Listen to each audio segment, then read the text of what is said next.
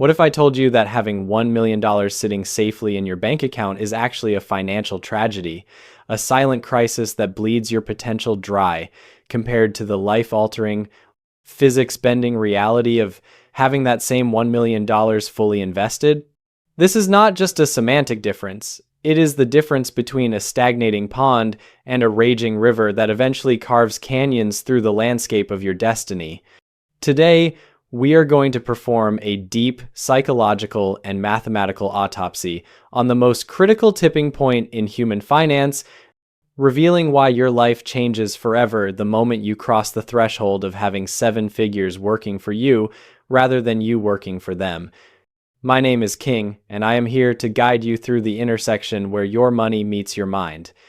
If you are ready to stop merely saving and start truly evolving, I invite you to like this video, subscribe to our growing community of thinkers, and share in the comments what the word freedom actually looks like in your mind's eye. To understand the gravity of this conversation, we must first strip away the cultural baggage attached to the number 1 million. For decades, pop culture, cinema, and literature have painted the millionaire as the endpoint of the journey. We see the champagne, the yachts, and the leisure, but we rarely see the engine room. We rarely discuss the mechanics of the machine that makes such a life sustainable. This is where most people falter. They chase a net worth number, comprising their home equity, their cars, their jewelry, and their cash, believing that once the ledger hits that 7-figure mark, they have won the game. But you and I are here for a deeper truth. We are here to distinguish between net worth and invested assets. This distinction is the razor's edge between feeling rich and being wealthy. When I speak of the $1 million invested secret, I am speaking specifically of liquid, income-generating assets operating in the market. Let us pause and step into the mind of the saver for a moment. Imagine you are standing in your kitchen at 11:30 p.m. on a Tuesday. The house is quiet. The refrigerator hums with that low electric drone that usually blends into the background. But tonight, it sounds like a countdown. You open your banking app. You see a large number in a savings account. It feels safe. It feels like a fortress. But then, a cold, creeping realization touches the back of your neck. You realize that this money is static. It is asleep. Every hour that you sleep, inflation is gnawing at the edges of your fortress like invisible termites. You feel a sudden, sharp spike of cortisol. You worked 40, 50, 60 hours this week to add to that pile, yet the pile itself did nothing. It just sat there. This is the psychological burden of the laborer. You are carrying the weight of your entire financial future on your own shoulders, and your Atlas-like strength has a limit. You are tired. You are trading your life force for coins that are slowly losing their value. This is the shadow that haunts the saver, the cold sweat of realizing that if you stop moving, everything stops with you. Now, shift your perspective. We need to move you from the laborer to the architect. When you have $1 million invested, truly invested in a diversified portfolio of equities, bonds, or real estate, the physics of your life undergo a phase change. This is not hyperbole, it is mathematics. At $1 million invested, assuming a conservative historical return, your money is generating approximately $40,000 to $80,000 a year in growth and dividends, often without you lifting a finger. Do you understand the magnitude of this? For the first time in your life, you have an employee that never sleeps, never calls in sick, never asks for a raise, and never complains. This employee works 24 hours a day, 7 days a week, compounding your efforts. The secret is not the money itself. The secret is the replacement ratio. For many people, $40,000 to $80,000 is a full year's salary. When your invested assets can generate the equivalent of a human being's full-time labor, you have effectively cloned yourself economically.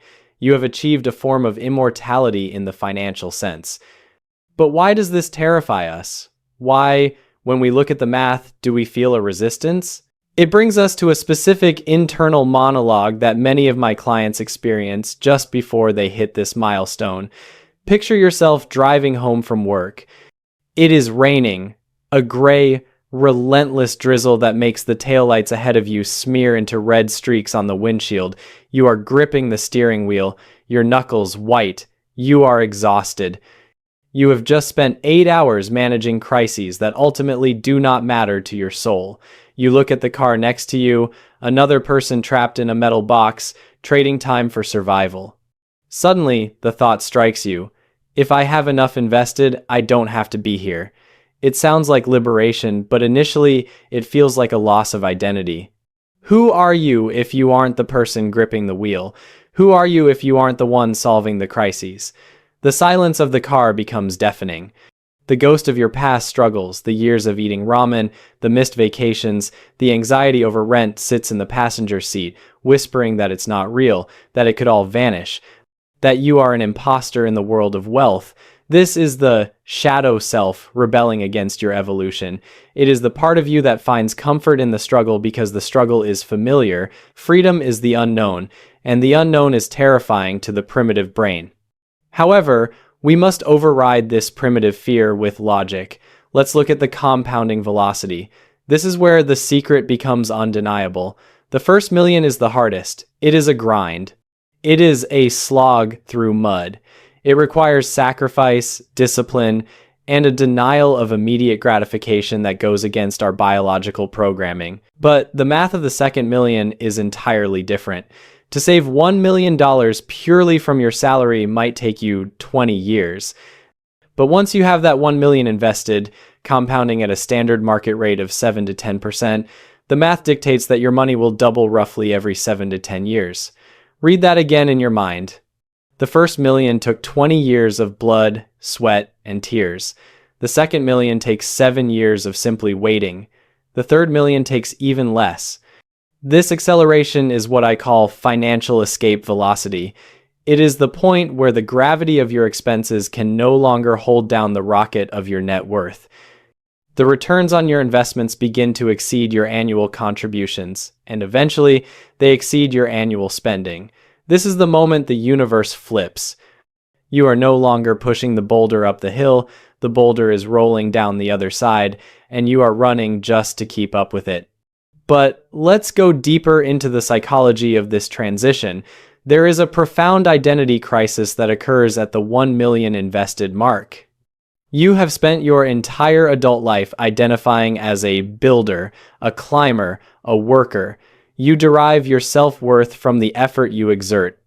When the math takes over and the effort yields diminishing returns compared to the capital returns, you might feel a sense of uselessness. I have sat across from successful individuals who have crossed this threshold, and instead of celebrating, they fall into a depression. They feel they are cheating. They look at their bank statements and see gains that they didn't earn with sweat, and they feel a strange, lingering guilt. This guilt is a lie. It is a remnant of a scarcity mindset that tells you that money must equal pain. If it didn't hurt to get it, it isn't yours. We must dismantle this belief. Imagine standing in a high-rise elevator. You press the button for the top floor. The doors slide shut, sealing you in a quiet, metallic cocoon. You feel the gentle pressure in your knees as the car ascends. You aren't climbing a ladder. You aren't running upstairs. You are standing still, yet you are rising. This is the sensation of invested capital. The guilt you feel is like the guilt of taking the elevator while others take the stairs. But you built the elevator. You spent 20 years constructing the shaft, wiring the motors, and welding the frame. The ease you experience now is the deferred payment for the difficulty you endured then. It is not cheating, it is harvesting. You must give yourself permission to accept the harvest. You must embrace the new identity of the capitalist, not in the political sense, but in the personal sense. You are a deployer of resources, not just a provider of labor. Let's examine the secret through the lens of risk capacity. When you have $1 million invested, your relationship with risk fundamentally alters. When you have $0 invested, a lost job is a catastrophe. It is a threat to your survival. Your amygdala hijacks your brain, pumping you full of fear, narrowing your vision, forcing you to make short-term, desperate decisions. When you have 1 million invested, a lost job is merely an inconvenience. It is a sabbatical. This buffer of capital creates a psychological force field around you. You walk differently, you speak differently in meetings, you negotiate with a power that comes from the ability to walk away. This is the walk-away power that changes the dynamic of every relationship in your life. You are no longer bound by necessity, you are bound only by choice. Think about the texture of your Sunday evenings. For the vast majority of the population, Sunday evening is tainted by the Sunday scaries, that looming dread of the Monday morning alarm, the commute, the obligation. Now, insert the variable of $1 million invested. It is Sunday evening. The sun is setting, casting long, golden shadows across your living room floor. You are reading a book, or playing with your children, or simply staring out the window. The dread doesn't come. The alarm clock is no longer a shackle, it is a tool you choose to use. The silence in the room is not heavy, it is light, it is filled with peace. You realize that if you didn't want to go in tomorrow, you wouldn't have to. You are going because you choose to, or you are making a plan to leave because you can. That shift in the atmosphere of a Sunday evening is worth more than any luxury car or designer watch. That is the tangible texture of freedom. However, we must address the trap. The trap is lifestyle creep, or what psychologists call hedonic adaptation. The moment you see that seven-figure balance, a voice in your head will whisper, "You deserve a reward. You are a millionaire now. You should live like one." This is the siren song that crashes the ship. If you inflate your lifestyle to match your new net worth, you destroy the machine. You kill the golden goose to eat it for dinner.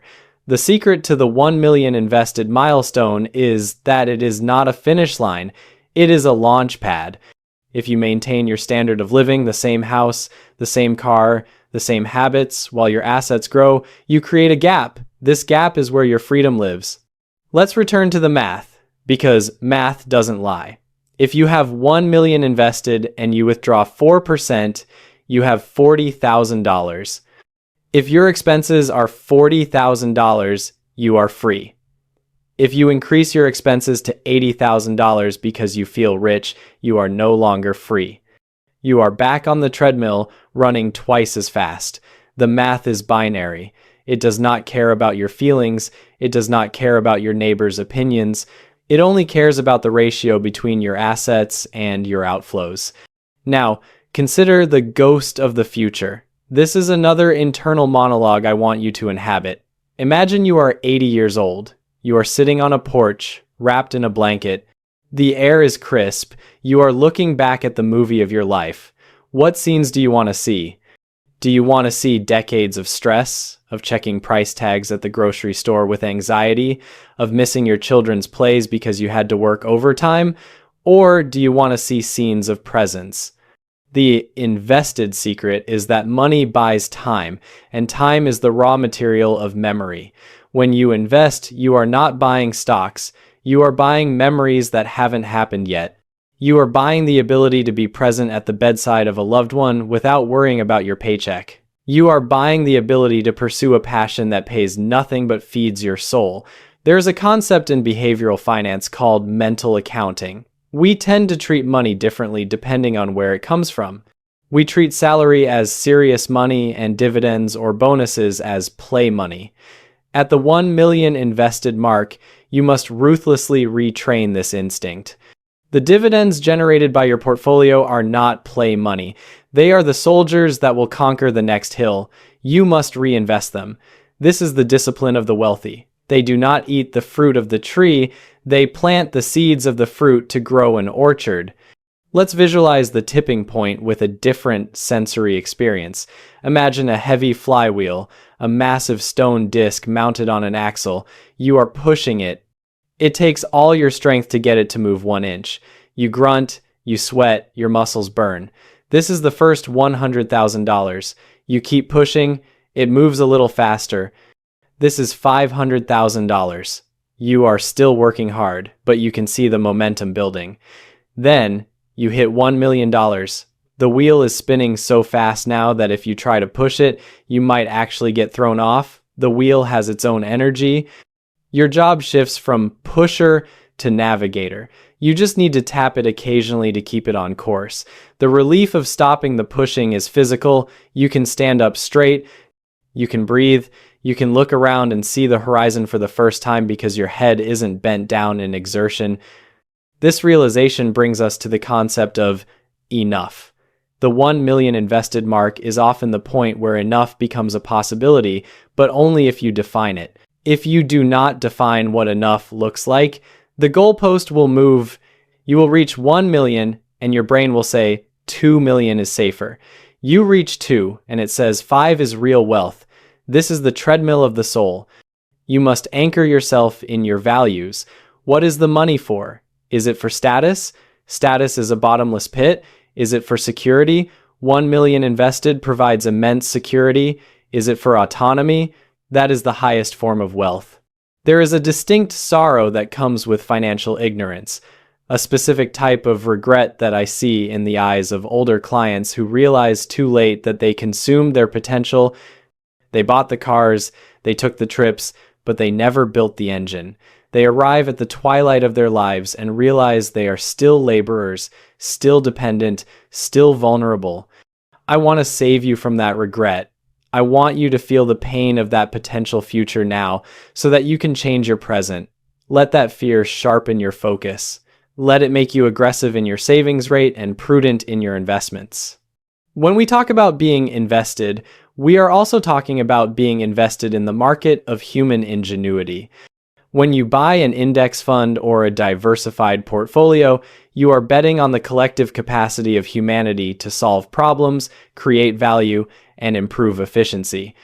You are aligning your fortune with the progress of civilization. It is an optimistic act. It is a declaration that you believe the future will be more productive than the past. And historically, despite wars, famines, and crises, that bet has always paid off. The cynic stays in cash and slowly goes broke.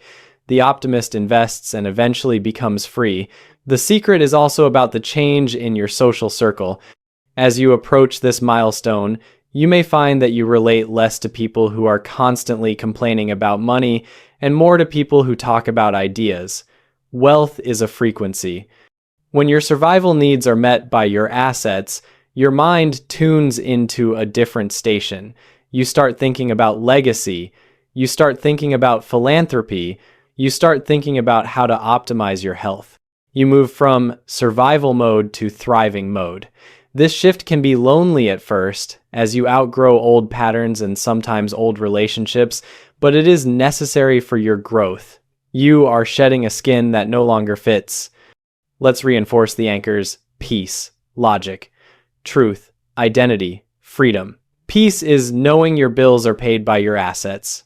Logic is understanding the mathematics of compounding. Truth is accepting that cash is a losing position. Identity is shifting from worker to owner. Freedom is the ability to say no. The $1 million invested mark is the point where these 5 anchors lock into place. It is the foundation upon which you can build a life of true meaning. It is not the end of the journey. It is the beginning of the life you were actually meant to live, a life unencumbered by the desperate scramble for survival. To summarize, the secret of the $1 million invested is not about the number itself. It is about the physics of your financial existence, shifting from manual labor to automated growth. It is the transition from pushing the flywheel to navigating the ship. It is the realization that you have built a machine that can replace your economic output, granting you the ultimate luxury, the ownership of your own time. We have explored the duality of the math, which proves the inevitability of wealth through compounding, and the psychology, which challenges us to overcome our shadow self and accept our new identity as owners. This discussion is the vital bridge between the concepts we laid out in our previous session, the 3 net worth milestones that transform your life. In that foundation, we identified the targets. Today, we dissected the reality of living inside the most critical one. As we move forward, we will continue to construct the mental and mathematical frameworks necessary to not just reach these milestones, but to thrive within them. We are building this community to be a sanctuary for clarity in a chaotic world. If this perspective on wealth has shifted your thinking, I ask you to engage with the channel, like the video to help the algorithm find others who need this truth, subscribe to ensure you don't miss the next step in our curriculum, and share this with someone who is stuck in the laborer mindset. Together, we can redefine what it means to be wealthy. I'm King. Thank you for spending this time with me. Let's keep moving forward.